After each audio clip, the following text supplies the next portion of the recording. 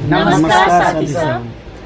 अभी जे अपने सब टिकटॉक पर देख रहल छी आ फेसबुक पर देख रहल छी जे हमरा सबके साथ काल्हि में एक्सीडेंट भ गेलै, ई सरासर गलती बात छै। हाँ, एना अहाँ सब जे छै जे अफवाह नहीं फैलाओ, कारण जे सिरहा में बहुत भीड़ भ गेलै, जे भीड़ के कंट्रोल नहीं कर सकैया।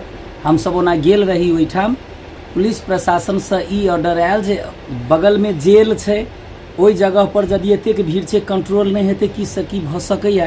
ताहि दुआरे एकदम समझौता के साथ जे प्रोग्राम कैंसिल करू। हम सब खाना ताना खा के बहुत नीक से आबि गेलहुँ घर पर। जे कियो झूठ बजै छी जे एक्सीडेंट भ गेलै त विराटनगर में छै, ई सब सरासर गलती छै। हम सब एकटा चीज रहे जे आयोजक सब हमरा सबके रिक्वेस्ट केलकै जे अभी जे हम पुलिस प्रशासन के नाम लगा दै छै कि नहीं होय दे कार्यक्रम एहन में त दिक्कत भ जेतै। पुलिसो सबके ओते अवगत नहीं रहे कि अते पब्लिक आबि जेतै कि, ताहि दुआरे हाँ आयोजक सब हमरो सबसे रिक्वेस्ट करके मतलब कहलकै तत्काल हम पब्लिक के हटा दै छै, नहीं त ओइला बहुत बड़का बवंडर भ सकै छलै। साउंड ताउंड सब चीज फोड़ फाड़ देतै पब्लिक सबके, बुझबे कर छै घटना भ सकै छलै। त घटना होबो स नीक ओतऽ से शांत से एकदम बढ़िया से चलि एले सब गोरा से नीक भेलै। काल्हि के दिन में कोनो घटना भ जैती त ओहू के लागि बहुत दिक्कत। आ ओइठाम के आयोजक सब एक्सीडेंट नहीं कहने, कहलकै मन तबियत खराब भेलै जे हॉस्पिटल में भरना है, त किछ नहीं भेल छै। हमरा सबके देखियो वीडियो बड़ नीक है, हमहू बड़ बढ़िया छी, अविनाशो बड़ नीक है, सब गोरा बहुत नीक है। अहाँ सबके आशीर्वाद,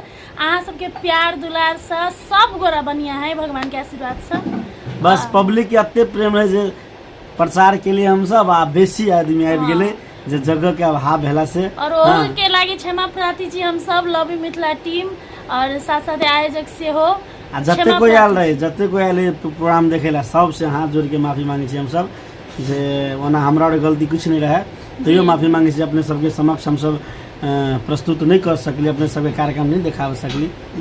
लोग सब विभिन्न किस्म के बात बनबे है कि पैसा कम भ गेलै त ई सब चलि गेलै, या मतलब ई सब कार्यक्रम के धोखा द देलकै, ई कुछो नहीं है।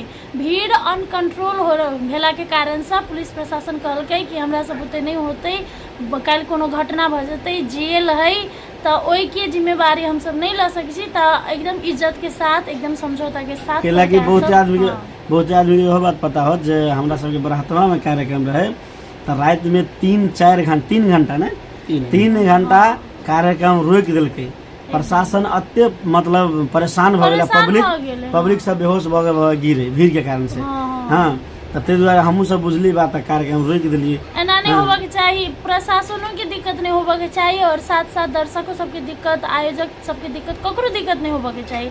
ताहि दुआरे तखन यह ठीक लगलै सबके, तो यह कैली।